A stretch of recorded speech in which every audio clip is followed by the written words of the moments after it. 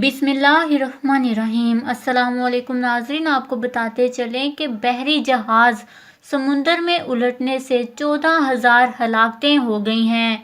Rescue का अमला सिर्फ और सिर्फ 21 अफराद और 32 भेड़ों को ही बचा पाया है। जी हाँ नाज़रीन, सऊदी अरब में दीगर ममालिक से भेड़ों और दीगर जानवरों की बड़ी कैब आया करती है। गुज़िश्ता रोज़ भी भेड़ों से बड़ा एक बहरी जहाज़ सऊदी अरब जा रहा था, जिसे हादसा पेश आ गया और इसके नतीजे में हजारों भेड़ें हलाक हो गई हैं। रोमानिया के साहिल के नजदीक हजारों भेड़ें ले जाने वाला बहरी जहाज समुद्र में उलट गया, जिसके नतीजे में 15,000 भेड़ों का डूबकर हलाक हो जाने का कौमी अमकान है। बैनुल-अक़वामी खबरसां अदारे के मुताबिक रोमानिया से बहरी जहाज पर हजारों भेड़ें लाद कर सऊदी अरब भेजा जा रहा था। रवानगी से कुछ ही देर बाद जहाज समुद्र में उलट गया।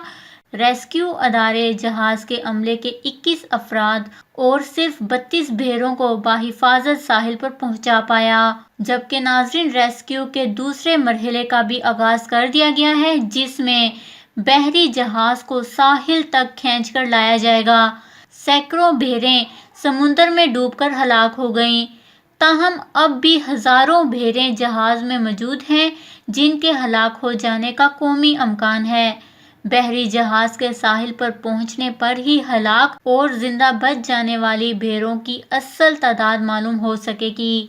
जानवरों के हकूक की आलमी तंजीम एनिमल इंटरनेशनल ने रेस्क्यू ऑपरेशन की वीडियोस और तस्वीर जारी की हैं, जिनमें मुर्दा भेड़ों को उल्टे पड़े हुए देखा जा सकता है। तंजीम ने जानवरों की बहरी जहाज से नकलो हरकत पर पाबंदी आयद करने का मुतालबा किया है। वाज़ेह रहे कि रोमानिया भेड़ें बरामद करने में यूरोपीय यूनियन का सरफरस्त मुल्क है। यहाँ से ज़्यादातर भेड़ें मशरिकी वस्ती भेजी जाती हैं।